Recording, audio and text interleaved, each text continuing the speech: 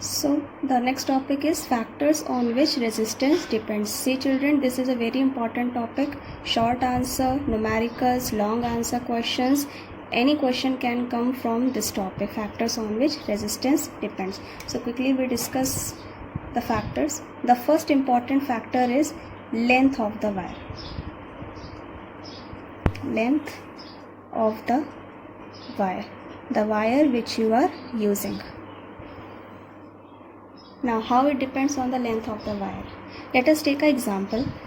For example, there is a room and there are two pillars. Okay, now if there is no condition that you have to move in a line, so those pillars will not create any hindrance in your path. But as soon as a condition is applied, you have to move in a straight path, and during that path that pillar comes, what will happen? You have to do some work. You can jump through the pillar, you can break that pillar, okay, you can climb through that pillar. Means you will do some work, and during that work what will happen? You will get tired and your body will get heated up. So length of the wire. Now if the length of the room is doubled, what will happen? Those two pillars will become 4. Now you have to work on 4 pillars. Again you will do the work and your body will get heated up. Okay, similarly what happens in a wire? If you consider a wire of length L, now for example there are 2 positive ions, so only 2 hindrances are there. But what will happen if you double the length of the wire? Now these positive ions will become 4. Now electrons have to do work again against these 4 atoms, these 4 ions. So the work done will increase and hence the heating effect will increase. So we can say that if you increase the length of the wire, the resistance will increase. So we say that R is proportional to L. If you will increase the length of the wire, the hindrances will increase, the opposition will increase, and if the opposition will increase, we can say that the resistance will also increase. So R is directly proportional to L. Second is area of cross section. Area of cross section. Now again I am taking an example to explain you.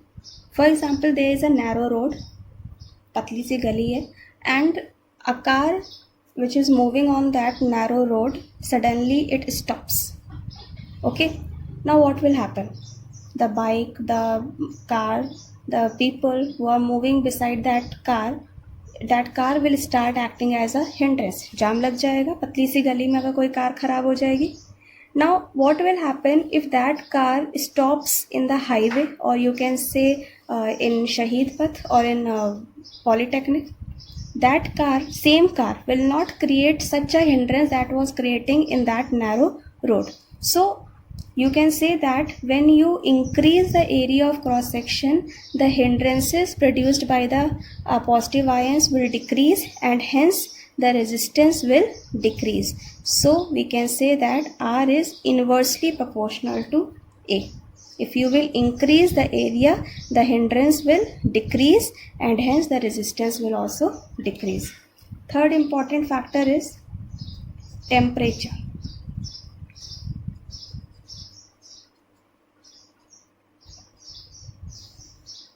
Temperature. If you will increase the temperature, you must have studied that if you will increase the temperature, the kinetic energy of electrons, it will increase.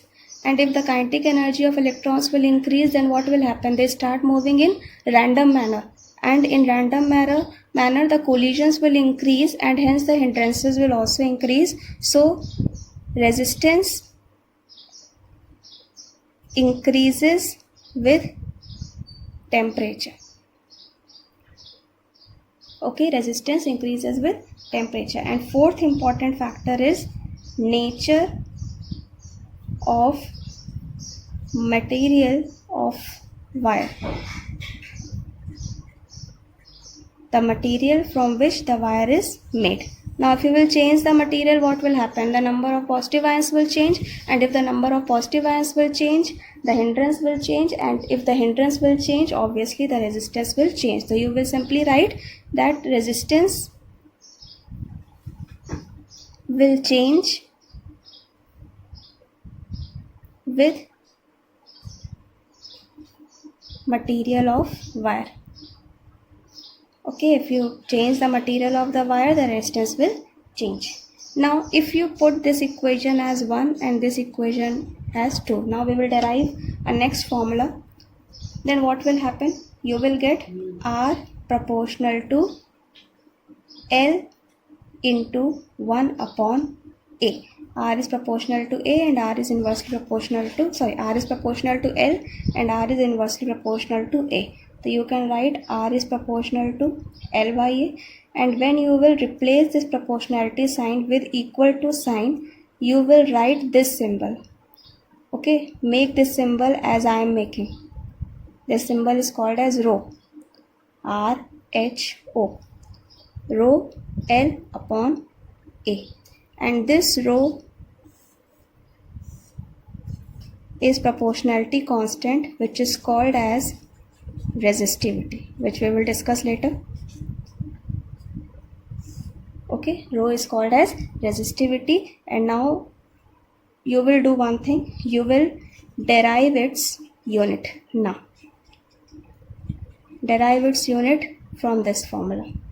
Okay, so these are the 4 common factors. So these are the physical quantities, these are the physical factors which we are discussing in Ohm's law: length of the wire, area of cross section, temperature and nature. If you will change any of the one thing, Ohm's law will not be valid. So for the verification of Ohm's law, it is very important that these 4 factors will never change. So these are the factors on which resistance of a wire depends.